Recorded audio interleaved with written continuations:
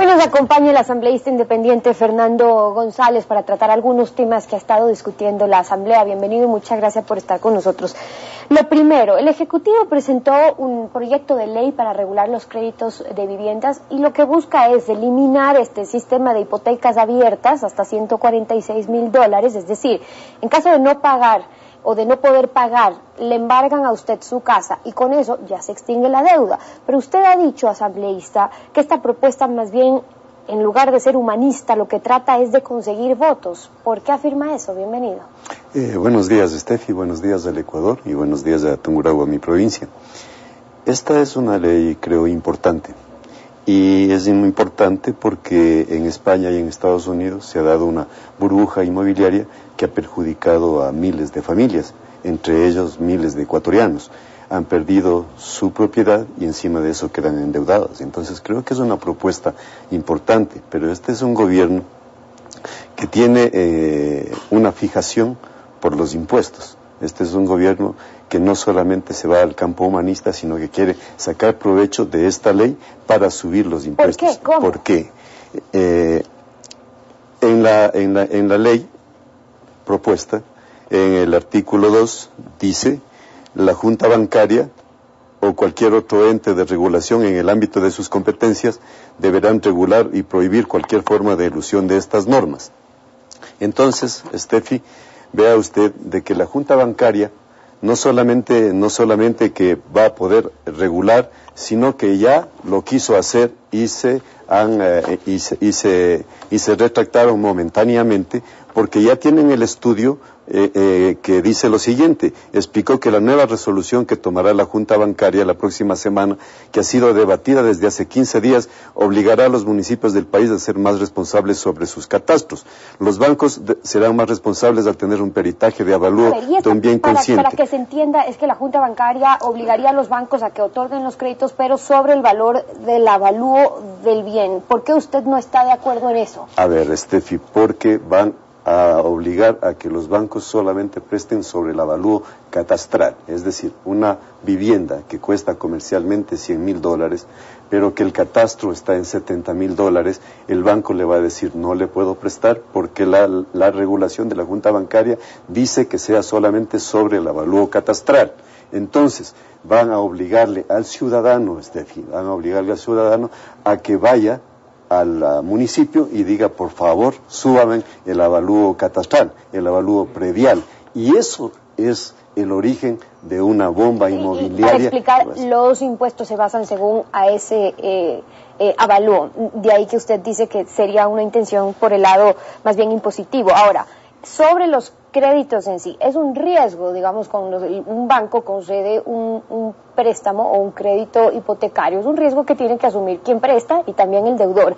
Pero si a uno le embargan la casa, que la ha puesto como hipoteca, y resulta que si la casa luego ya cuesta menos de lo que debía, que eso en nuestro país no se ha dado, porque no hay proceso de evaluación en ese sentido, con el embargo no se extingue la deuda, entonces, y se extiende más bien a otros bienes. Entonces es normal que la gente se pregunte, bueno, entonces, ¿de qué sirve la hipoteca?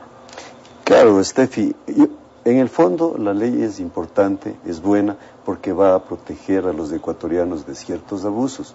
Pero yo le insisto, Steffi, el problema está en la letra chiquita. Aquí va a producirse una burbuja inmobiliaria por efectos del gobierno, que va a obligar a los ciudadanos a pedir reavalúo de sus propiedades. Y vea usted que es el BIES, es la entidad estatal la que tiene el 70% del campo en este sentido, es decir, la que entrega el 70% de los créditos, y es esta entidad la única que podría avaluar en mayor cantidad y producir la burbuja inmobiliaria. Esa es una de las observaciones que usted ha planteado ahora de la propuesta original que propuso el Ejecutivo en el primer debate que ya se dio en la Asamblea. ¿Qué puntos tuvieron más acogida y en cuáles todavía tienen algunas de sus observaciones como estas? Bueno, algunos puntos míos fueron acogidos en el hecho de que, por ejemplo, el artículo que dice: esta ley es aplicable a los deudores hipotecarios que reúnen las siguientes condiciones, y se decía que solamente era aplicable para las entidades financieras. Yo había propuesto que sea aplicable para todos quienes entregan, personas naturales o constructoras que también entregan este tipo de hipotecas, que también necesitan que también hacen este tipo de transacciones, y que para ellos también sea aplicable esta norma. Eso fue recogido. Pero en el fondo, yo sí insisto, Steffi, en el fondo, una ley importante, una ley buena, pero que va a tener y va a tratar un problema gravísimo. Los avalúos dependen de los municipios y estos son regidos por el COTAD, pero con esta ley van a obligar a los ecuatorianos, a todos los ecuatorianos que quieran un préstamo, a que vayan a rogar a los municipios a que les suban el avalúo predial. Y cuando el municipio sube el avalúo predial de una casa, no va a subir de esa casa, va a subir de todo el sector, Steffi. Y esto va a producir una burbuja inmobiliaria de incalculables consecuencias. Además de eso, en Quito, en Guayaquil, pues los avalúos están muy cercanos. En ciudades pobres de la costa, del oriente, ¿cómo se puede realizar esto cuando la situación económica es tan deprimente y cuando la pobreza es tan grande en estas ciudades? Ahora, este es uno de los temas que ha tenido en discusión en los últimos días a la Asamblea. El otro es el veto del presidente de la República a la ley de la Asamblea, a la ley orgánica de la función legislativa. Una objeción total. Y el presidente dice que lo hizo porque la reforma era inadecuada, porque iba a afectar la gobernabilidad interna de la Asamblea, eso dijo, y además porque puede retrasar la gestión de la Asamblea. Pero esta fue una ley que finalmente, en varios de sus puntos, fue consensuada en la Asamblea. ¿Cómo interpreta usted esa respuesta, con un veto o con una objeción total del presidente? Hubo un trabajo de mucho tiempo en la Asamblea. Se reunieron los bloques, analizaron e hicieron la propuesta. Fue a la presidencia y obtuvo el veto total. El señor presidente no quiere fiscalización, no le interesa. Hay demasiada corrupción en este gobierno. Es un gobierno que, para lograr sus supuestos fines y sus supuestas metas, ha permitido que cada uno de las personas que le ayudan a gobernar hagan lo que quieran respecto a corrupción. Entonces el presidente no desea que haya una fiscalización adecuada, por eso el veto total, porque esta reforma a la ley orgánica de la función legislativa lo que pretendía era que por lo menos los ministros se presenten en la Asamblea para rendir cuentas. Y concretamente dentro de ese mismo punto se proponía, por ejemplo, que con el respaldo del 20% de asambleístas se pueda convocar a los funcionarios públicos para que vayan a comparecer en la Asamblea. El presidente dijo, en cambio, que eso va a entorpecer las gestiones de las entidades públicas, porque les tocaría, digamos, a los funcionarios públicos en sus funciones ausentarse cuando tenga que comparecer. Ese es uno de los argumentos que plantea en la carta y en la objeción total que envía al presidente de la Asamblea, Fernando Cordero. El presidente ha dicho que no va a permitir que se humille a sus ministros.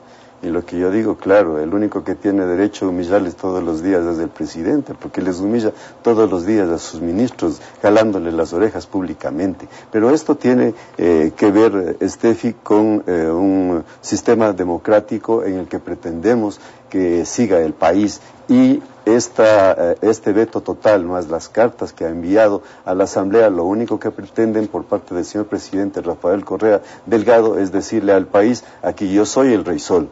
Yo no soy el presidente de un país, yo soy el rey de un reino, y pues eso evidentemente es muy malo para la democracia. Nosotros pensamos de que debe haber sinceridad por parte de la función ejecutiva, debe haber la coordinación necesaria con la función legislativa, pero ningún poder puede estar sometido, como en este instante están todos bajo la bota del presidente. Hablando del tema de los poderes del Estado y la independencia en los poderes del Estado, luego de que el presidente de alguna manera pasa por alto el trabajo hecho en la Asamblea en cuanto a la ley orgánica de la función legislativa, luego le envía una carta al presidente de la Asamblea, Fernando Cordero, en la cual le dice que la Asamblea no tiene por qué estar haciendo exhortos al Ejecutivo. Prácticamente le dice: no se meta donde no le compete. Pero luego Fernando Cordero también le responde al presidente y le dice que no, que en una democracia es normal que una de las funciones del Estado